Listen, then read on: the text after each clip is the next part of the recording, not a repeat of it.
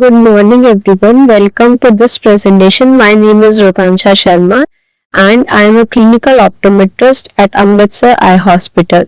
Today we are going to dive the trial box. Trial box is something we look at and use every single day in our clinical practice. It is arguably the most fundamental toolkit in an eye clinic, yet we often take its individual components for granted. The purpose of this presentation, we are not just going to look at some lenses as a glass in the box. Instead, we are going to explore the clinical whys and how behind these tools for special apertures like stenopic slit, pinhole, filters like red and green glasses and redoxon. My goal is share some practical and clinical hacks that will help to simplify your everyday refraction and advanced binocular vision workup easily. Before we dive into a specific tool, let's look at what we aim to achieve by end of this presentation. I have broken down our core objectives into 3 key milestones. We will identify the standard component of the trial box. We will look beyond just a routine sphere and cylindrical to understand the specialized accessories in the trial box, its full clinical utility. The second, we are going to explore the differences between the concave, convex and the cylindrical lenses. Instead of just looking at the plus and minus sign, we will dive into both their physical characteristics like thickness profiles and their optical properties such as focal behavior and image movement. Finally, the most importantly, we will focus on the practical side, how quickly and accurately identify these lenses in a clinical practice. Now let's look at a complete breakdown of standard clinical trial box. As we can see here, the box is systematically organized into distinct sections to help us to locate our lenses instantly during refraction. The first, we have our primary spherical lenses on the both side of the box. On the left side, we have minus lenses, which are concave lenses used for myopia. On the right side of the box, we have the plus lenses, which are convex lenses used for hyperopia and presbyopic correction. Both sets range from 0.12 diopter all the way to 20 diopter, giving us a total 32 pair each. As highlighted in the box at the bottom, this progress is precisely increment. It moves in 0.25 steps up to 4 diopter, 0.5 steps up to 6 diopter and 1 diopter steps up to 14 and finally 2 diopter steps for a very high error up to a 20 diopter. So, in the middle of the trial box, there is a upper center section. We find the cylindrical lenses.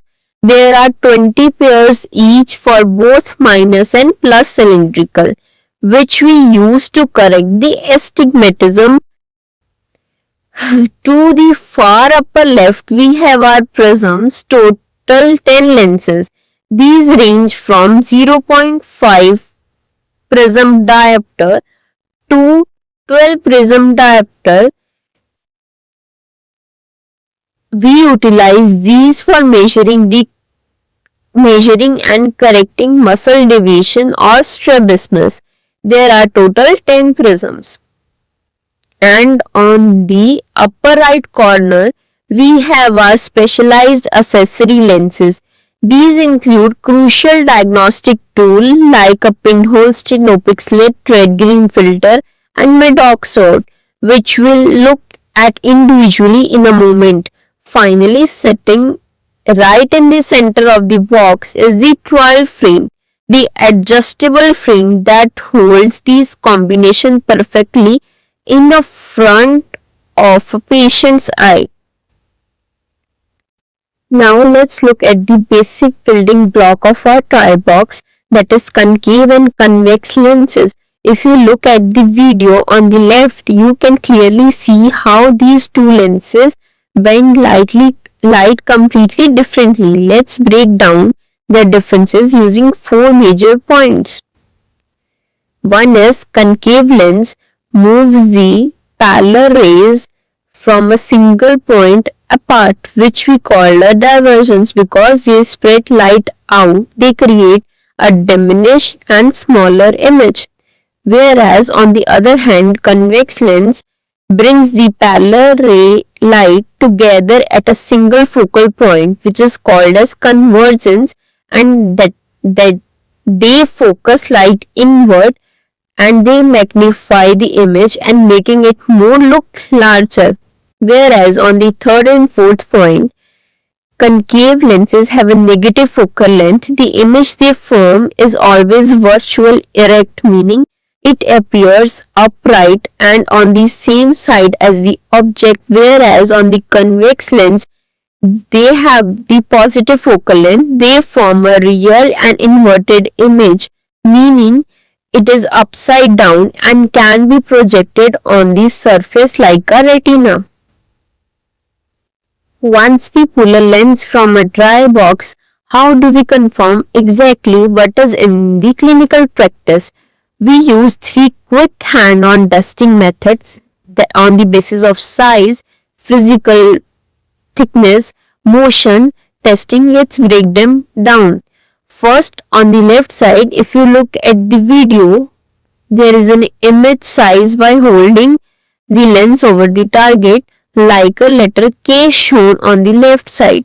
If the lens magnifies the target, making the letter appear larger, it is the convex lens. If it is diminished the target, making it look smaller, it is a concave lens. On the middle of the slide, we can physically look at or feel the profile and thickness of the glass as shown in the center of picture.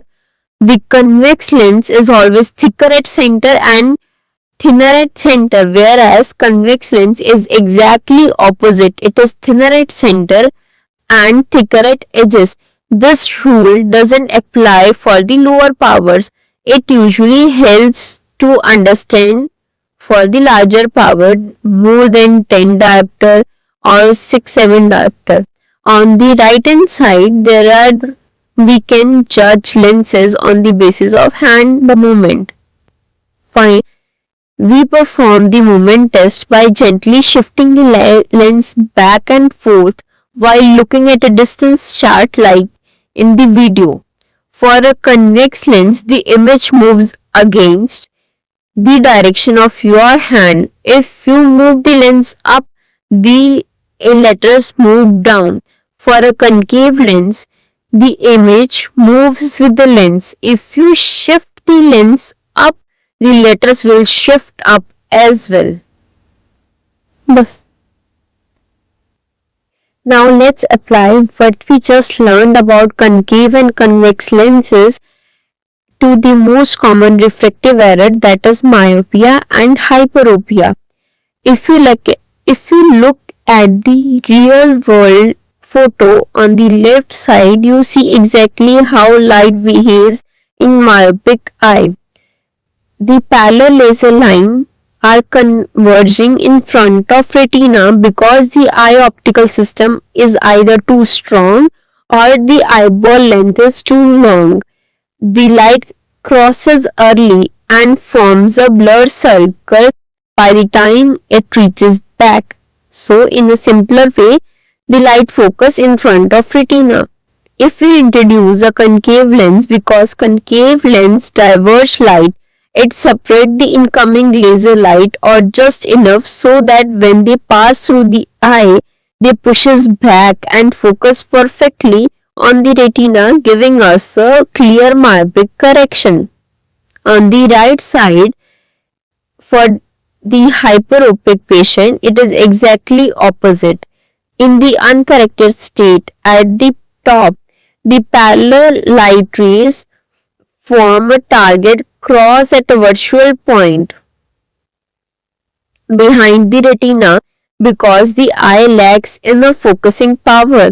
In the corrected state, if we place the convex lens in the front of eye, since convex lenses converges light, it gives an eye an extra boost of plus power, pulling those rays forward so they focus sharply on the macula, form a clear hyperopic correction.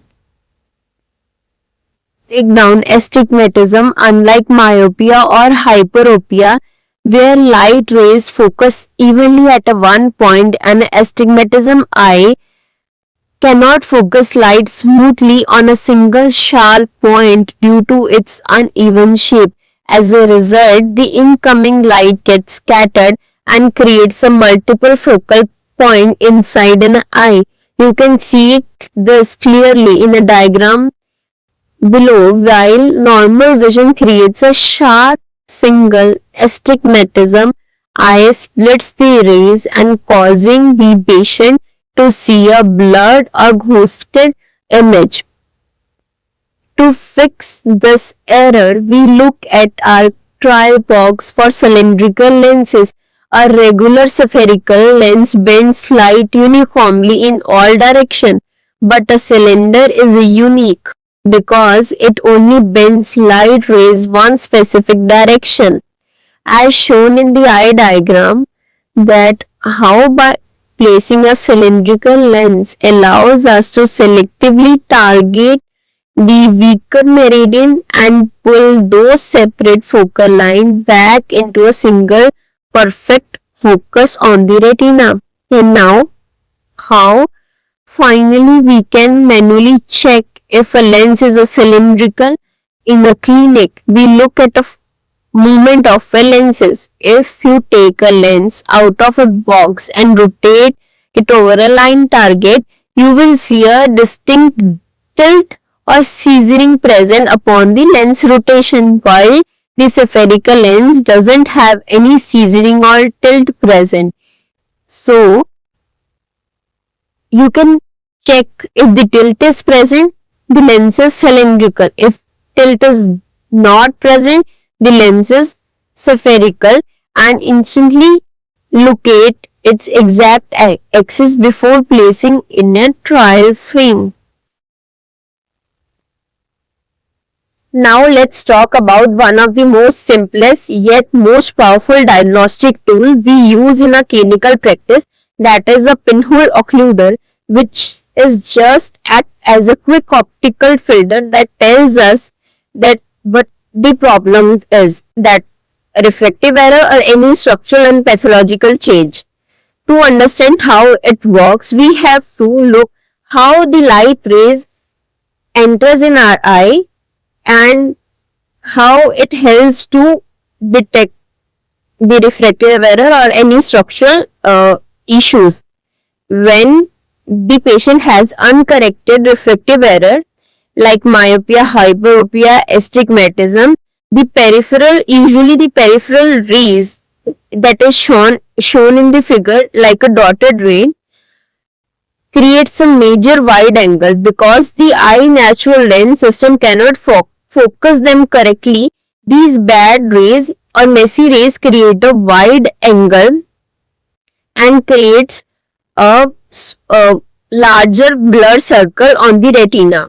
And when we place this pinhole in front of eye, it blocks that messy rays or bad rays and helps the central rays that are good rays to enter the eye.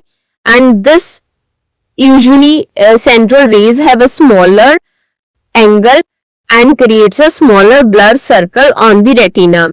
And if the vision improves with this pinhole, this is because of uncorrected refractive error. If vision does not improve, that means there is a structural issue or a pathological issue.